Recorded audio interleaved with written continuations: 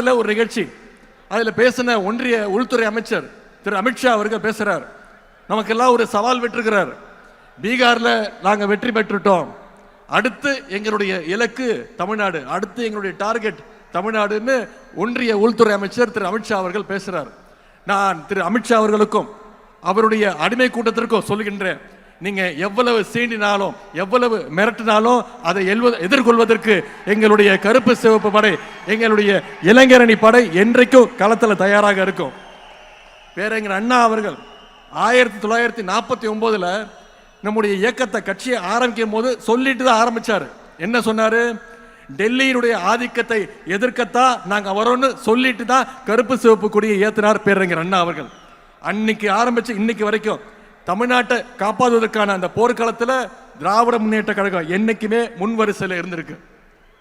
இந்த போர்க்களத்தில் எதிரிகள் தான் மாறி மாறி வந்திருக்காங்களே தவிர திராவிட முன்னேற்ற கழகம் என்னைக்குமே அதே வலிமையோடு இன்னைக்கு இருந்திருக்கு. ஏன்னா நம்முடைய முதலமைச்சர் அவர்கள் ஏற்கனவே சொன்ன மாதிரி தமிழ்நாடு என்னைக்குமே டெல்லிக்கு அவுட் ஆஃப் கண்ட்ரோல் தான். அப்படிப்பட்ட நம்மளை பார்த்து தயாராக இருங்க, நாங்க தமிழ்நாட்டுக்கு வரோம்னு மிரட்ட பார்க்கறாங்க. திராவிட முன்னேற்ற கழகம் ஏதோ ஆட்சி அதிகாரத்துக்கு வரணும், பதவியை தக்க வச்சுக்கணும்னு உருவாக்கப்பட்ட இயக்கம் கிடையாது. இது தமிழ்நாட்டு மக்களை, தமிழினத்தை காப்பாற்றுறதுக்காக துவங்கப்பட்ட இயக்கம். மிசா எனும் நெருப்பாற்றில் நீந்தி வந்த இயக்கம். உலக வரலாற்றிலேயே ஈடு இணையில்லாத மொழி போரை நடத்தி அதிலையும் வெற்றி பெற்ற இயக்கம் திராவிட முன்னேற்ற கழகம். தமிழ் மொழிக்காக தண்டவாளத்தில் தலை வைத்த இயக்கம் திராவிட முன்னேற்ற கழகம். பல துரோகங்களை, பல அடக்குமுறைகளை வீழ்த்திய இயக்கம் திராவிட முன்னேற்ற கழகம். இப்படிப்பட்ட எங்களை பார்த்து குஜராத்தில் உட்கார்ந்து மிரட்டி பணிய வைக்கலாம்னு நினைச்சா நிச்சயம் அது உங்க கனவுல கூட நடக்காது. இங்க கூடி இருக்கக்கூடிய இளைஞரணி தம்பிமார்களும் தலைவருடைய உடன்பிறப்புகளும் இருக்கிற வரைக்கும் நிச்சயம் அது நடக்க விட மாட்டாங்க. ஆகவே கடைசி உடன்பிறப்பு இருக்க வரைக்கும் தமிழ்நாட்டை சங்கி கூட்டத்தால தொட்டு கூட பார்க்க முடியாது. நீங்க பீகார்ல வெற்றி பெற்றிருக்கலாம், உத்தரப்பிரதேசம், மத்திய பிரதேசம்னு வடநாட்டில் நீங்க வெற்றி பெற்றிருக்கலாம். ஆனா தமிழ்நாட்டுக்குள்ள ஈஸியா நுழைஞ்சிடலாம்னு நீங்க தப்பு கணக்கு போடுறீங்க. ஏன்னா நிச்சயம் நடக்காது. ஏன்னா தமிழ்நாட்டுக்குன்னு ஒரு தனித்துவம் இருக்கு. தந்தை பெரியார் அப்படிங்கிற கொள்கை நெருப்பு தமிழ்நாட்டை என்னைக்கும் சுற்றி நின்று காப்பாத்திட்டு இருக்கு. பேரறிஞர் அண்ணா, டாக்டர் கலைஞர் அவர்களும் அவங்க இன்றைக்கும் உணர்வாக இருந்து நம்முடைய தமிழ்நாட்டை வழி நடத்திட்டு இருக்கிறாங்க.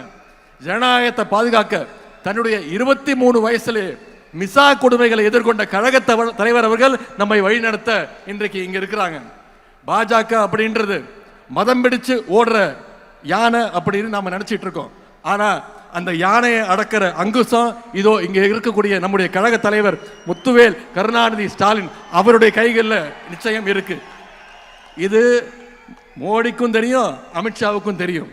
அதனாலதான் நேரா வந்தா ஜெயிக்க முடியாதுன்னு இன்னைக்கு பழைய அடிமைகளையும் புதுசா புது அடிமைகளையும் கூட்டிக்கிட்டு துணைக்கு அழைச்சிக்கிட்டு நம்மளோட மோத பார்க்குறாங்க.